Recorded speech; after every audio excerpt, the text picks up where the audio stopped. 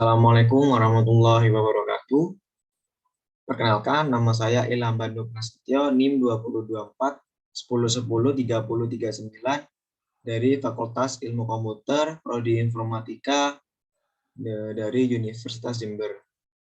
Di sini saya akan membahas tugas mengenai mata kuliah Bahasa Indonesia yang mencari wirausahawan sukses dari kancah internasional maupun atau global.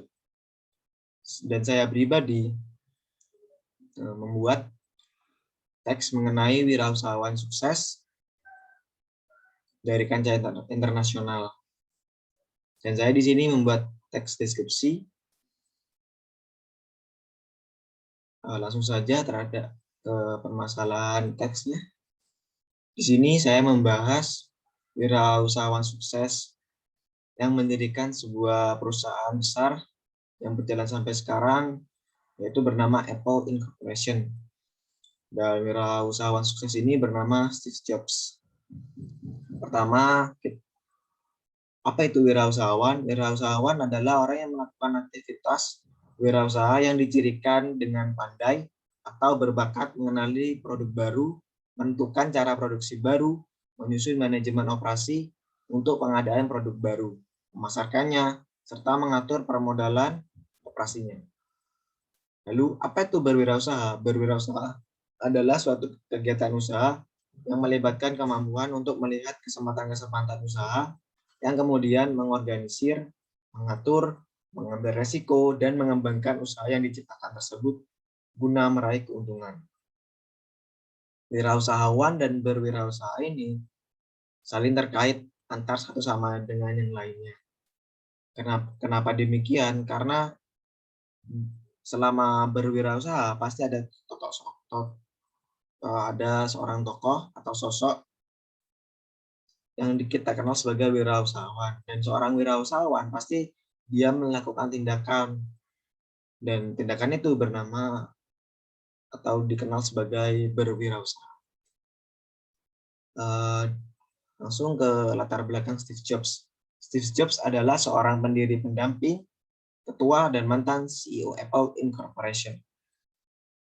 Jobs lahir di San Francisco, California, dan diadopsi oleh Paul dan Clara Jobs dari Mountain View, California, yang menamainya Stephen Paul. Jobs bersekolah di Cupertino Junior High School dan Homestead High School. Jobs sering menghadiri kuliah setelah sekolah di Hewlett Packard Company di Palo Alto, California. Pada tahun 1972, Jobs lulus dari sekolah menengah atas, dan dia langsung mendaftar masuk ke Ridge College di Portland, Oregon. Meski ia keluar selama 1 semester, ia tetap melanjutkan audit kelasnya di WIT, seperti mengikuti kelas kaligrafi.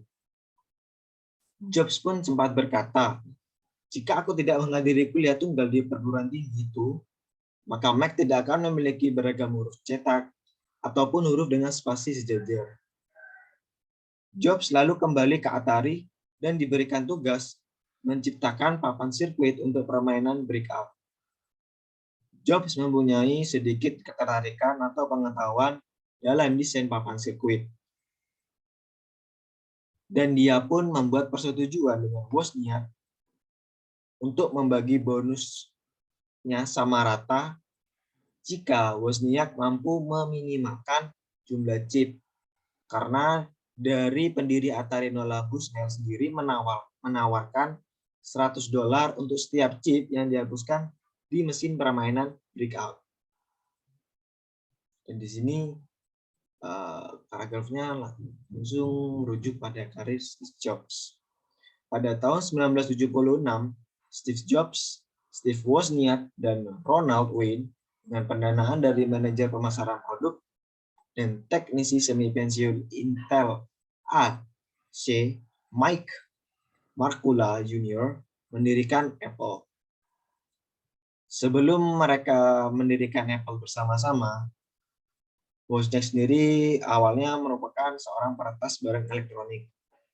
Dan Jobs dan Wozniak sendiri telah berteman selama bertahun-tahun.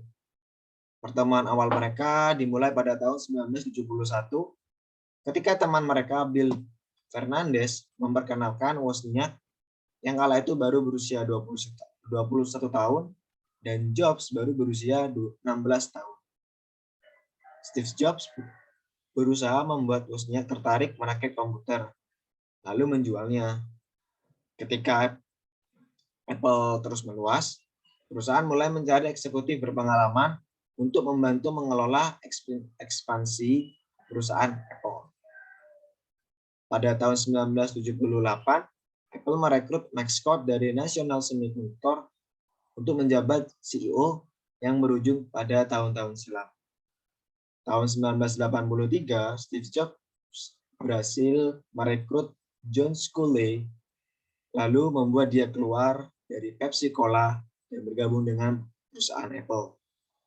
Meski Jobs digambarkan sebagai direktur Apple yang persuasif dan karismatik, namun sejumlah karyawannya memiliki pandangan yang berbeda.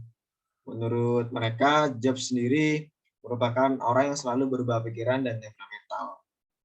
Menjelang akhir 1984, seluruh penjualan industri mengalami penurunan yang mengakibatkan keretakan internal dalam perusahaan Apple itu sendiri. Pada waktu yang sama, Jobs mendirikan perusahaan lain bernama Next Computer. Teknologi stasiun kerja Next sangat maju. Stasiun ini juga memiliki banyak pengikut karena pengembangan perangkat lunak berorientasi objek sangat penting bagi mereka. Jobs juga memasarkan produk Next di bidang ilmiah dan akademik karena teknologi baru yang inovatif dan eksperimental yang dimiliki oleh Jobs dan perusahaan Apple. Pada masa itu, ketika surel hanya teks biasa, Jobs dan perusahaan Apple mampu membuat teknologi bernama NextMail, yang dimana satu surel pertama yang mendukung grafis dan audio tempelan yang dapat dilihat. Pada tahun 1993, setelah berhasil menjual sekitar kurang lebih 50.000 mesin dari pengembangan Next yang lain juga, dan menaruh tekanan besar pada perangkat keras pada perusahaan Next itu dan barang Next, perlahan dan pasti Jobs dan perusahaannya langsung beralih pada pengembangan perangkat lunak melalui peluncuran Next Step atau Intel. Pada tahun 1986, Jobs membeli The Graphics Group, kemudian yang sekarang ini berganti nama menjadi Pixar, dan dikontrak oleh Disney. Pada tahun 2003 dan 2004, kontrak Pixar dan Disney habis. Tapi Jobs berusaha untuk mencoba menegosiasikan dengan manajer Disney kala itu bernama Michael Eisner. Namun hal itu gagal. Tetapi pada tahun 24 Januari 2006, Jobs berhasil menggait Disney lagi dalam bentuk saham Pixar.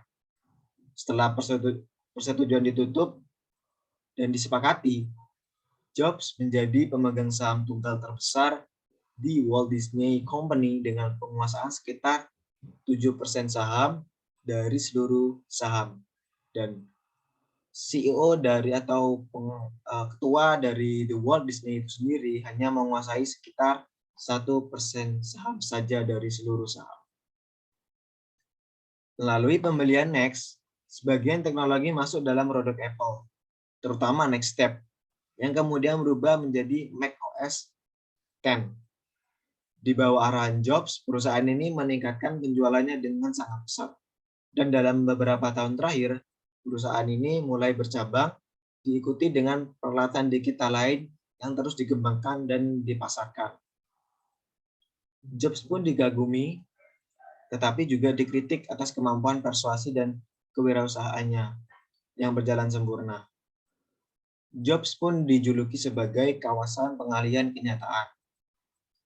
Pada bulan Agustus 2011, Jobs mengundurkan diri sebagai CEO Apple, tetapi ia tetap menjabat sebagai ketua dewan perusahaan hingga akhir hayat. Dan sekarang banyak kita tahu Apple meluncurkan banyak-banyak produk baru yang membuat kita terpana untuk membelinya. Karena barang-barang Apple merupakan barang-barang yang premium dan bisa bersaing dengan Android. Dan Apple itu sendiri sekarang dipimpin oleh CEO baru bernama Tim Cook. Dan sampai sekarang perusahaan Apple sampai eksis hingga ke teknologi tidak hanya handphone maupun laptop maupun merambah ke teknologi digital yang lain. Sekian dari saya, kurang lebihnya mohon maaf. Wassalamualaikum warahmatullahi wabarakatuh.